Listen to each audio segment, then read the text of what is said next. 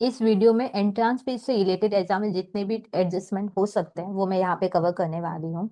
देखो, entrance fees का मतलब क्या होता है कि जब भी कोई मेंबर अपने को ज्वाइन करता है तो उनसे हम लोग एक एक्स्ट्रा फीस मांगते हैं। जैसे कि मेंबरशिप फीस तो हर साल हम लोग लेंगे, उसके अलावा जब वो ज्वाइन करता है तब हम लोग कुछ एक्स्ट्रा उनसे लेते हैं। जो अमाउंट हम लोग उनसे एक्स्ट्रा लेते हैं ना, उसी को हम लोग एंट्रेंस फीस कहते हैं। ये एक टाइप का एडमिशन फीस हो गया जो हम लोग मेंबर्स से, न्यू मेंबर्स से लेते हैं। तो मेरे को एक बात बताओ, एंट्रेंस फीस का क्या एंट्री होगा? अगर हम लोग मेंबर्स से एंट्रेंस फीस लिए हैं तो मेरे पास तो कैश आया है, तो क्या लिखेंगे? Cash account debit to entrance fees account. ठीक है। अब मेरे को पता है कि कैश तो नहीं बन रहा है एनटीओ में, इधर क्या बनेगा? Receipt and payment. तो यहाँ पे हम लोग लिखेंगे रिसीप्ट एंड पेमेंट। ठीक है। एक चीज ध्यान रखना, रिसीप्ट एंड पेमेंट की डेबिट में टू एंट्रेंस फीस होगा, इसमें कोई कंफ्यूजन नहीं है। क्वेश्चन है कि दीदी एंट्रेंस फीस कहाँ जाएगा, क्या ये पीएल में जाएगा या कैपिटल फंड में ऐड होगा? देखो, एंट्रेंस फीस क्योंकि मेरे को एक ही बार मिलता है मेंबर से, बार बार नहीं मिलेगा, क्योंकि ये वन टाइम इनकम है तो ये कैपिटल इनकम हो गया। तो फिर अकॉर्डिंगली ये मेरे कैपिटल फंड में ऐड होगा। ठीक है।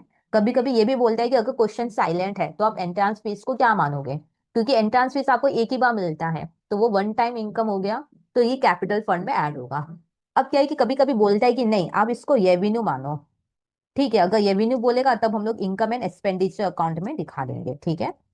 इनकम एंड एक्सपेंडिचर में भी कहाँ दिखाएंगे, क्योंकि एंट्रेंस फीस मिला है तो एक्सपेंडिचर में थोड़ी ना दिखाएंगे, इनकम साइड में हम लोग दिखाएंगे। इसमें कोई प्रॉब्लम? यहाँ तक क्लियर? ओके। अब और क्या क्या पॉइंट्स है जो एग्जाम में आपसे पूछ सकते हैं? सपोज 10,000 का एंट्रेंस फीस आपको मिला है, क्वेश्चन में लिखा है कि 30% इसको कैपिटलाइज कर दो। ठीक है या नहीं? कैपिटलाइज कर दो मतलब 30% मतलब 3,000 कैपिटल फंड में ये क्या हो जाएगा? ऐड हो जाएगा। हाँ या ना? तो बाद बाकी 70% मतलब 7,000 ये आपके इनकम एंड एक्सपेंडिचर में चला जाएगा।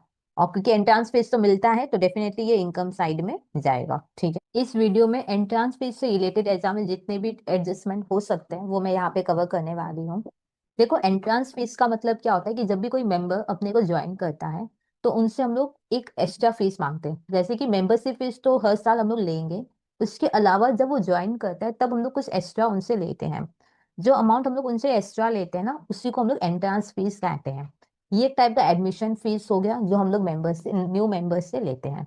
तो मेरे को एक बात बताओ, एंट्रेंस फीस का क्या एंट्री होगा? अगर हम लोग मेंबर्स से एंट्रेंस फीस लिए हैं तो मेरे पास तो कैश आया है, तो क्या लिखेंगे? Cash account debit to entrance fees account. ठीक है।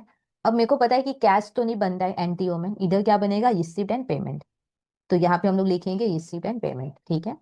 एक से ध्यान